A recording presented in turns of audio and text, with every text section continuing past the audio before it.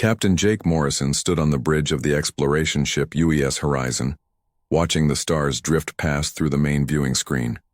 The year was 2387, and humanity had been part of the Galactic Federation for almost 200 years now. They were still considered newcomers by most alien species, small and insignificant compared to the ancient civilizations that ruled the galaxy. The Horizon was on patrol duty along the Outer Rim territories, far from Earth and the busy trade routes. It was quiet work, mostly checking on remote colonies and mapping new star systems. Jake liked the peace out here. His crew of 30 humans worked well together, and they had found a good rhythm over the past 2 years. Lieutenant Amy Chen sat at the communication station, monitoring the usual chatter between trading ships and colony bases. She was young but skilled, one of the best signal analysts in the human fleet. Her fingers moved quickly over the controls as she sorted through dozens of transmissions. "Captain," Amy called out suddenly, her voice tense. "I'm picking up something strange. It's not on any of the regular channels." Jake turned from the viewing screen. "What kind of strange?" "It's a distress call, sir, but it's broadcasting on every frequency at once. Whoever sent this really wants to be heard." First Officer Lisa Park looked up from her tactical display. She was Jake's second in command, a calm woman who never panicked even in dangerous situations. "Where's it coming from?" Amy checked her readings twice before answering. "The Kepler 442 system, sir. That's Zephyrian space." Jake knew about the Zephyrians. They were a peaceful species that looked like walking crystals, their bodies made of living silicon instead of carbon like humans. They had joined the Federation 50 years ago and mostly kept to themselves. They were known for their beautiful art and advanced healing techniques. "Put it through the main speakers," Jake ordered. The bridge filled with a strange musical voice speaking in the Zephyrian language. Even through the alien words, Jake could hear the desperation and fear. Amy worked quickly to run the signal through the translation computers. "Sir, I've got a translation coming through now," she said. The musical voice was replaced by the flat tones of the computer translator, but the emotions still came through clearly. "This is Elder Council of Zephyros Prime. We broadcast this message to all civilized species in the galaxy. Our world is dying, our people are dying, we need help." The message continued, and Jake felt his stomach tighten as he listened. An artificial plague was killing the Zephyrians. Their enemies, the Vorthan Empire, had created a bioweapon designed specifically to attack silicon-based life.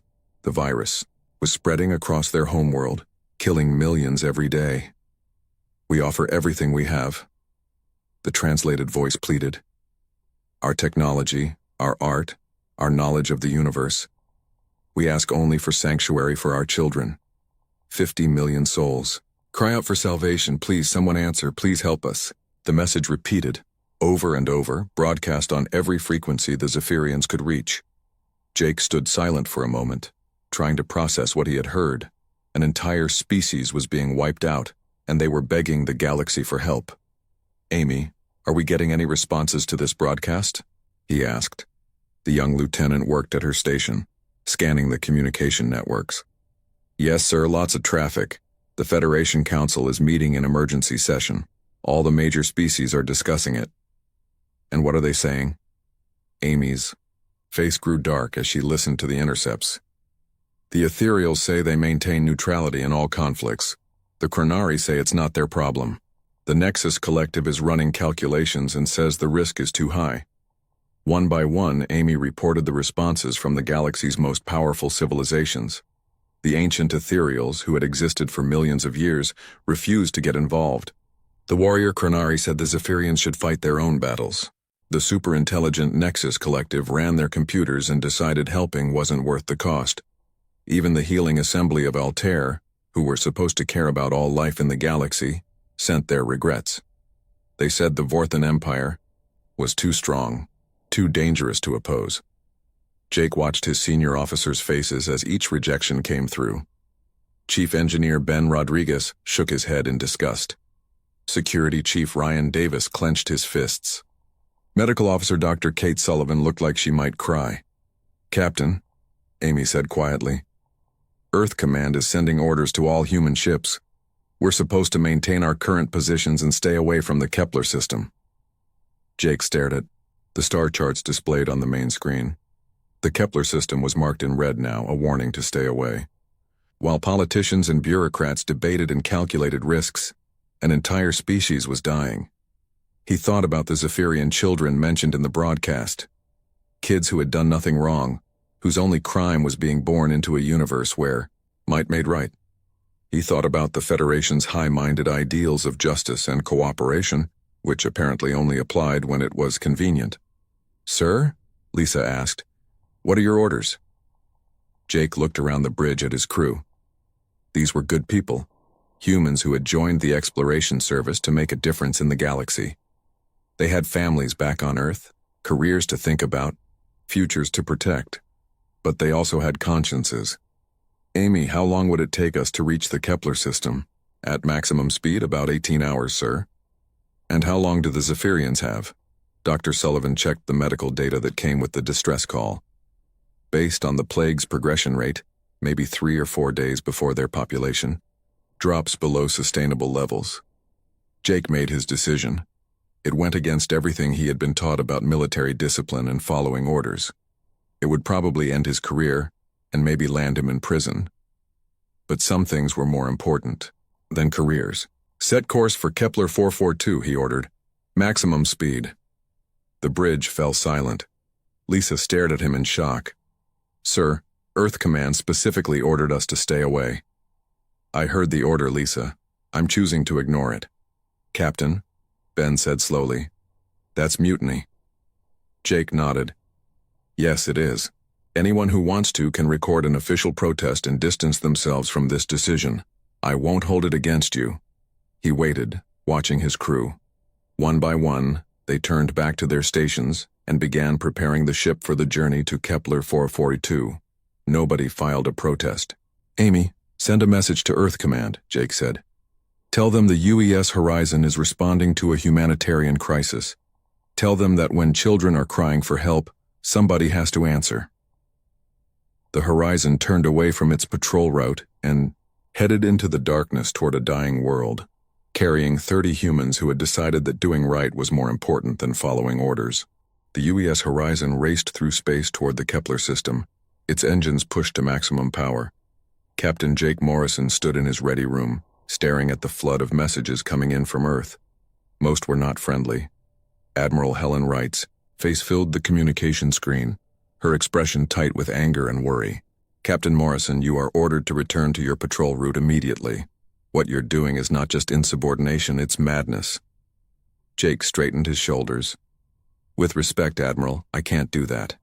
There are 50 million people dying out there." "There are also 12 Vorthan dreadnoughts protecting that system," Wright shot back. "You have one exploration ship with light weapons. This isn't heroic, Jake. This is suicide." The connection ended before Jake could respond. He knew the Admiral was right about the odds. The Vorthan Empire had the most powerful military in the galaxy. Their ships were built for war, designed to crush any opposition. The Horizon was built for exploration and science, with shields and weapons meant only for basic defense. But as Jake returned to the bridge, he found something unexpected. Amy Chen was receiving dozens of new transmissions, and her face showed amazement instead of fear. "Captain, you need to hear this," she said excitedly. "It's from the cargo hauler Lucky Strike." The voice of Captain Sarah Foster crackled through the speakers. She was a retired military officer who now ran supplies to the outer colonies. "Jake, this is Sarah. I heard what you're doing. My ship isn't much, but she's got a big cargo hold. I can carry refugees. I'm changing course to meet you at Kepler 442. Before Jake could respond, more messages poured in. The passenger liner Star Dream, converted to carry medical supplies. 3 mining ships from the asteroid belt, their crews volunteering to help evacuate civilians. A dozen retired military vessels, their captains calling themselves back to duty. Amy looked up from her station with tears in her eyes. "Sir, it's not just a few ships, it's hundreds. Every human vessel within 3 days' travel is volunteering to join us." On Earth, President Marcus Webb faced the biggest political crisis of his career, The Federation Council was in emergency session, with the Vorthan ambassador demanding that humanity be punished for interfering in their military operations. Trade sanctions were threatened. Diplomatic relations hung by a thread. Webb stood before the Earth Senate, knowing his next words would change everything.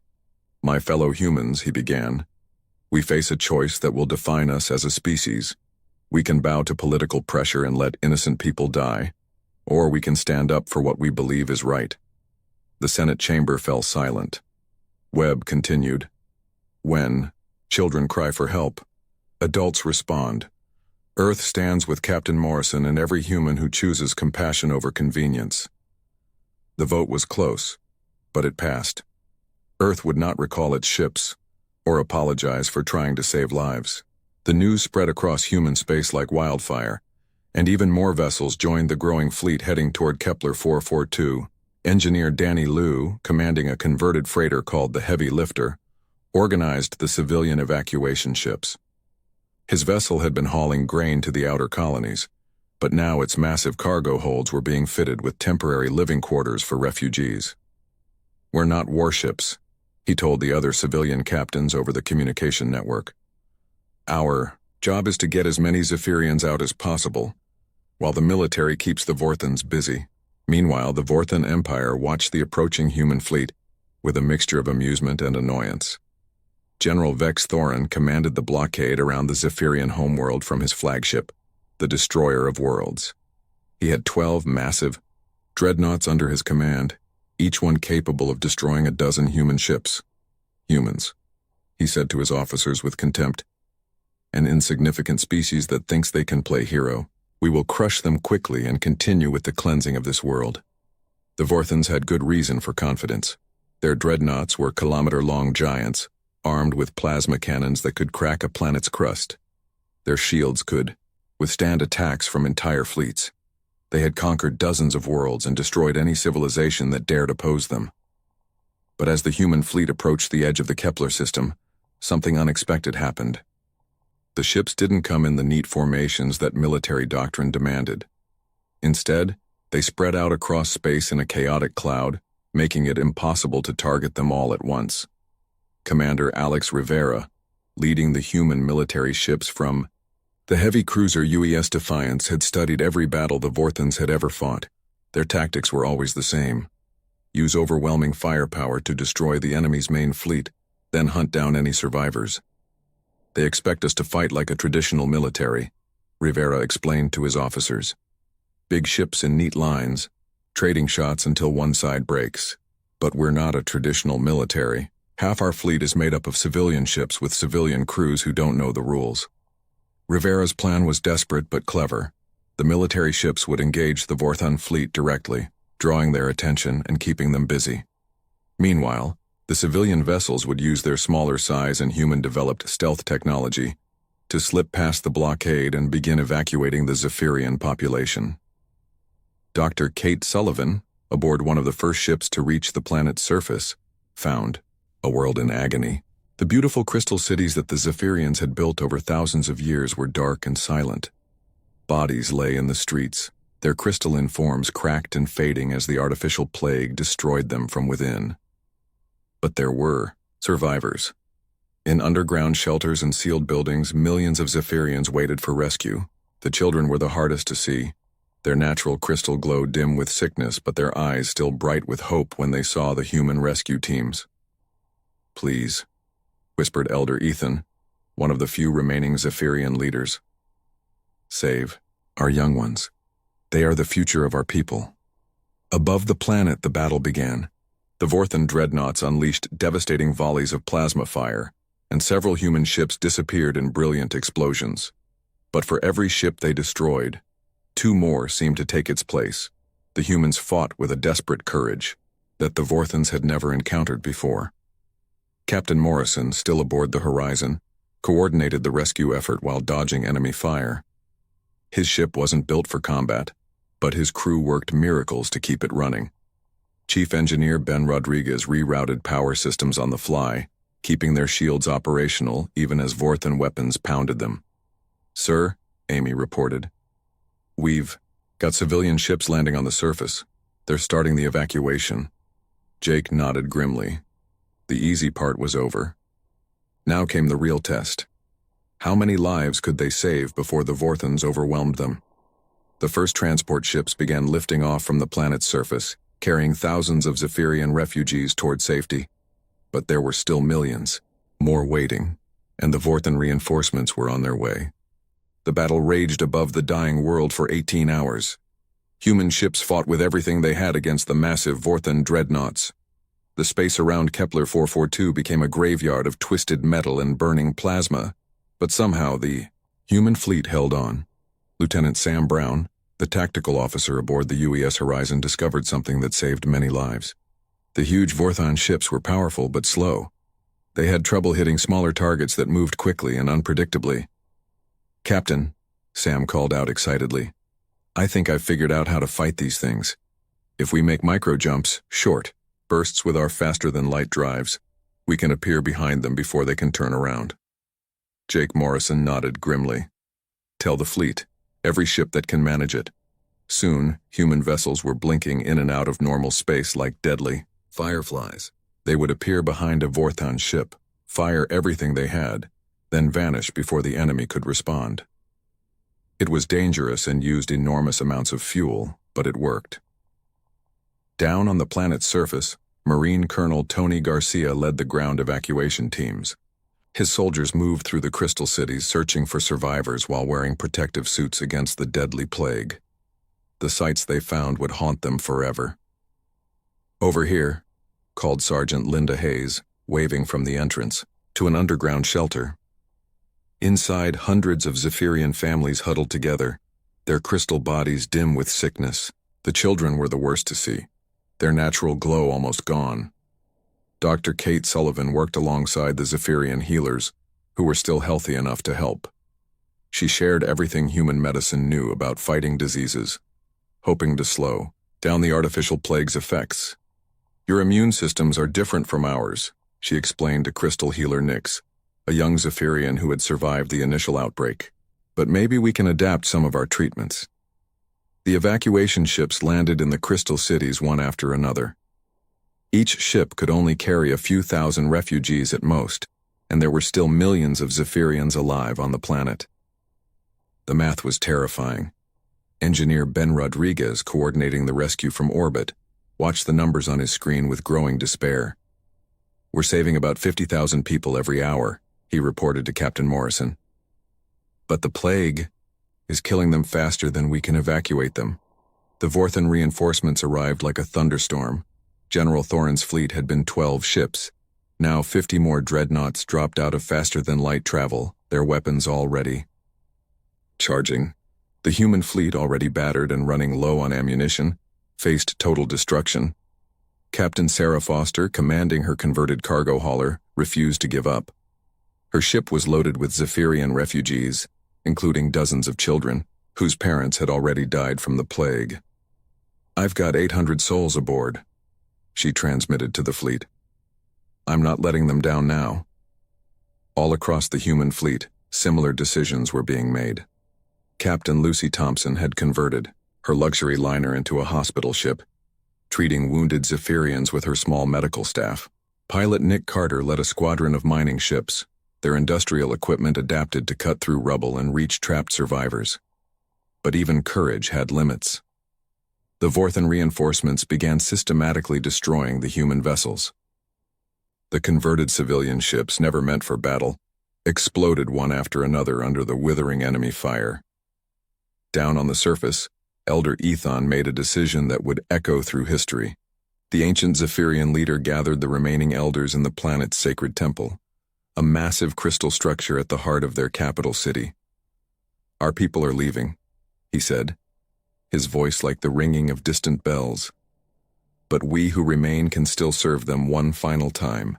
Dr. Sullivan, working in a nearby medical station, felt the ground begin to vibrate. A deep humming sound filled the air, growing stronger by the minute. The crystal buildings around her started to glow with their own inner light. "What's happening?" she asked crystal healer Nix. The young Zephyrian's eyes were wide with amazement and grief. "The elders are awakening the planetary shield. It has protected our world for 10,000 years, but using it will cost them their lives. The shield had been built by the first Zephyrian civilization, a protective barrier powered by the life force of those who operated it. It had only been used twice before in their history, both times to stop natural disasters that threatened their entire world. Elder Ethan and his fellow elders placed their hands on the crystal control nodes. Their bodies began to glow brighter and brighter as they poured their remaining life energy into the ancient system. One by one, the elders sacrificed themselves to give their people a chance to escape. A dome of pure energy began to form around the planet. The Vorthan weapons fire struck the barrier and scattered harmlessly into space. For the first time in hours, the evacuation ships could work without being shot at. How long will it hold? Colonel Garcia asked as he led another group of refugees to the landing zone. Crystal healer Nyx was crying now, mourning the elders who had given their lives. Maybe 6 hours, maybe less. The barrier needs constant power, and there are not many left who know how to operate it. 6 hours. That was all the time they had left to save as many Zephyrians as possible. The human ships, both military and civilian, worked frantically to load refugees. Every available space was packed with crystal beings fleeing their dying world. Captain Morrison made the hardest decision of his life. All ships, this is our final evacuation run. Load everyone you can carry, then prepare to leave the system. We can't save them all. The words felt like poison in his mouth, but he knew they were true. The plague was spreading too fast, and even with the shield protecting them, they couldn't evacuate 50 million people in 6 hours. Dr. Sullivan, loading the last patients onto her medical transport, received an unexpected message from crystal healer Nyx. The young Zephyrian had decided to stay behind with the few remaining elders, helping to maintain the shield for as long as possible. "Tell your people," Nyx said, her crystal body already beginning to dim as she prepared to join the shield operation, "that the Zephyrians will never forget this day. You came when no one else would. You answered when we called for help." The evacuation ships began lifting off, carrying 47 million Zephyrian refugees to safety. It was not everyone, but it was enough to ensure their species would survive. Below them, the last of the elders continued to pour their life energy into the shield, buying precious time for their children to escape. As the human fleet prepared to leave the system, carrying their rescued passengers toward human space, the planetary shield began to flicker. The sacrifice of the elders was almost complete, and soon the Vorthans would be free to finish their terrible work. But they had failed in their primary goal. The Zephyrian people would live on, and the galaxy would never forget the day that humanity chose to answer a cry for help. The news of the Zephyrian rescue spread across the galaxy like wildfire. Every species in the Galactic Federation heard about humanity's impossible mission and its miraculous success. 47 million Zephyrians had been saved, transported, to safety in human space while their homeworld died behind them. Captain Jake Morrison stood in a Federation courthouse on the neutral world of Centauri Prime, facing charges of mutiny and violation of galactic law. The courtroom was packed with representatives from dozens of species, all watching to see what would happen to the human who had defied orders to save lives. The prosecutor was a Vorthan legal expert named Advocate Zex, his scaled face showing no emotion as he read the charges. Captain Morrison willfully disobeyed direct orders from his superiors. He endangered Federation relations with the Vorthan Empire. His actions destabilized the carefully maintained peace of our galaxy. But something strange was happening across the Federation. On Altair Prime, young healers marched in the streets carrying signs that said, "Shame on the Assembly," and "We should have helped." They were angry that their leaders had abandoned the Zephyrians when they could have made a difference. The Nexus. Collective, the superintelligent computer civilization, began running new calculations. Their machines had concluded that helping the Zephyrians was not profitable, but now they wondered if they had missed something important in their equations. Even among the ancient ethereals, voices of doubt began to emerge. For the first time, in thousands of years, some of their kind questioned whether pure neutrality was the same thing as wisdom. Admiral Helen Wright stood before the Federation Council, her face stern but her voice carrying unexpected pride.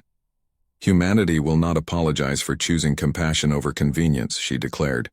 "We saw people dying and we acted. If that makes us criminals, then we accept that judgment." The Vorthan Empire was furious. Their ambassador, a massive creature, called Supreme Chancellor Vex, demanded severe punishment for humanity. "These upstart humans have interfered with legitimate Vorthan military operations," he growled. "They must be expelled from the Federation and their trade rights revoked." But the Vorthans had made a mistake. By demanding such harsh punishment, they revealed just how afraid they were of what humanity had done. Other species began to wonder what else the Vorthan Empire was hiding. In human space, the Zephyrian refugees were finding new homes on dozens of worlds. The integration was not always easy, but both species worked hard to make it succeed. Dr. Kate Sullivan established medical centers where human and Zephyrian healers shared their knowledge, creating new treatments that helped both species. Engineer Danny Liu worked with Zephyrian architects to design new cities that combined human technology with crystal growing techniques. The results were beautiful structures that seemed to grow from the ground like living things. Most importantly, the refugees were not just surviving, they were thriving. Crystal healer Nyx, who had survived the evacuation, became the unofficial leader of her people in exile. She worked closely with human diplomats to help her species adapt to their new lives. "Your people gave us more than rescue ships," she told Captain Morrison during one of his visits to the refugee colonies. "You gave us hope. You showed us that someone in this galaxy still cares about doing what is right."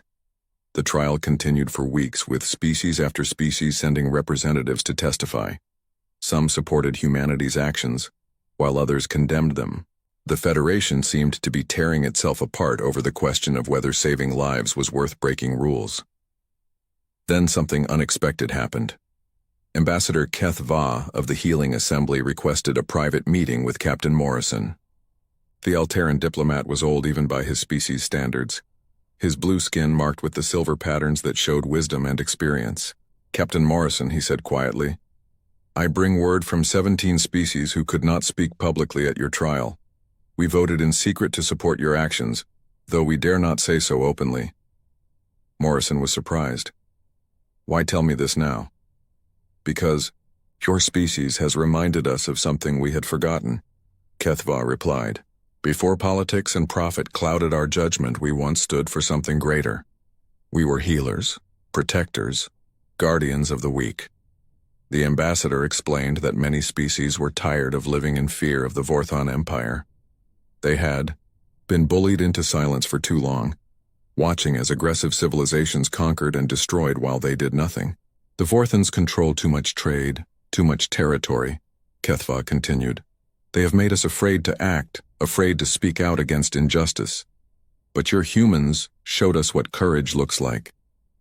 Meanwhile, on the refugee worlds, something remarkable was happening.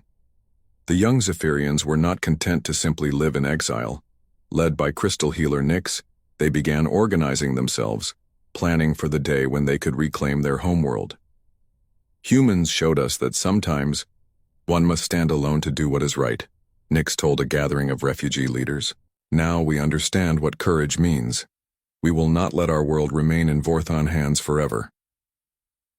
The Zephyrians began sharing their most closely guarded secrets with their human rescuers. Their crystal technology could create incredibly strong materials.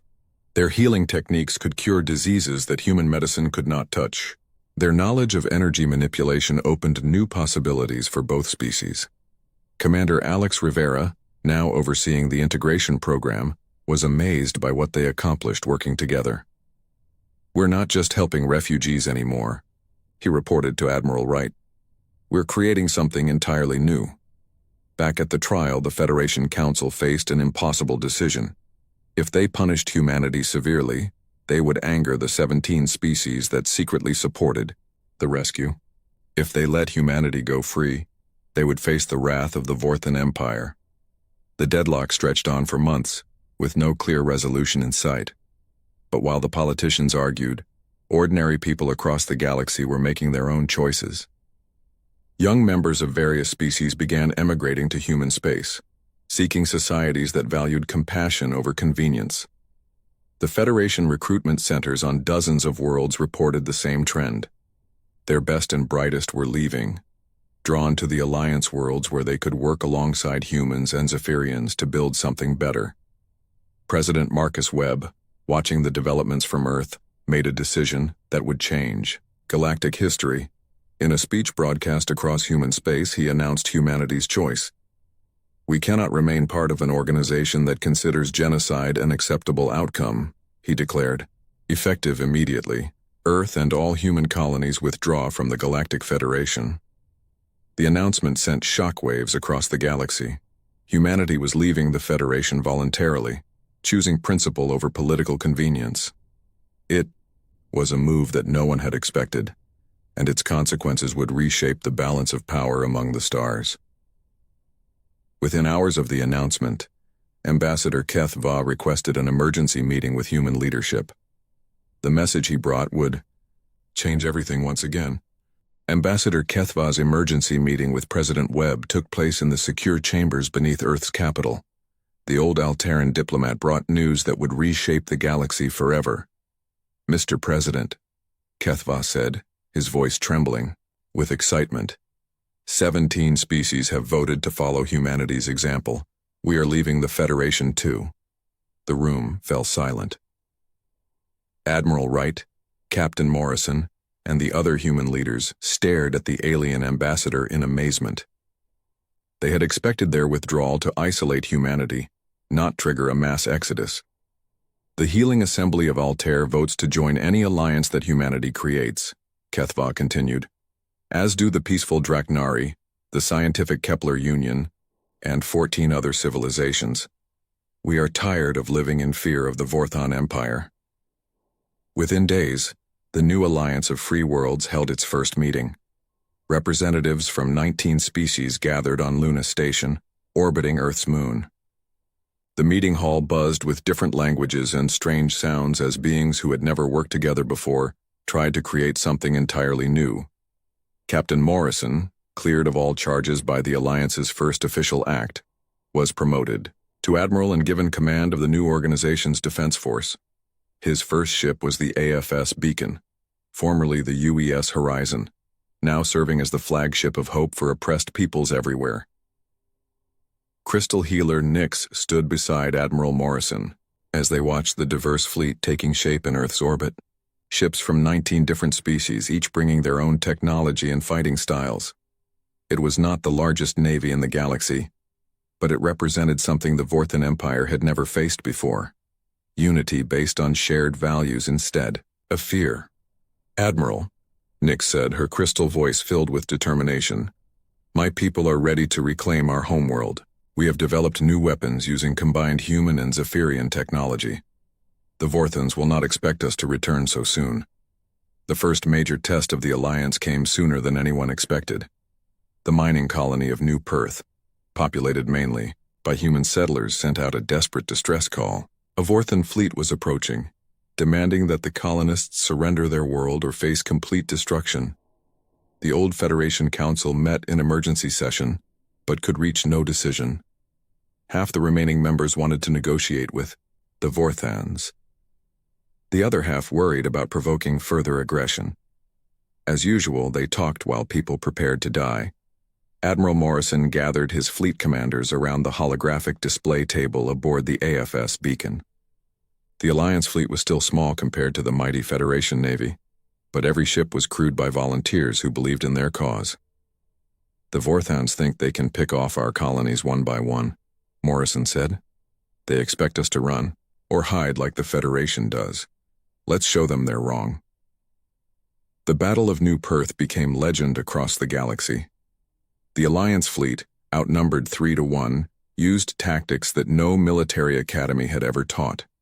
Human ships provided speed and innovation. Alteran vessels brought powerful healing technology that could repair damaged ships during battle. Zephyrian crystal ships created energy shields that protected the entire fleet. But the most surprising participants were the New Perth colonists themselves. Instead of evacuating, they stayed to fight for their homes. Miners used their industrial equipment to create makeshift weapons. Farmers turned their crop-dusting aircraft into attack fighters. Every person on the planet became part of the defense.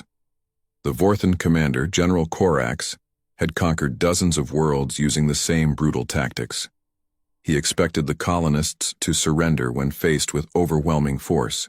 Instead, he found himself fighting an entire population that refused to give up. "What is wrong with these humans?" he demanded as his invasion forces met fierce resistance in every settlement. "Why do they not submit like civilized species?" The answer came from an unexpected source. Dr. Kate Sullivan, now serving as the Alliance's chief medical officer, had been studying Vorthan psychology during her work with prisoners of war.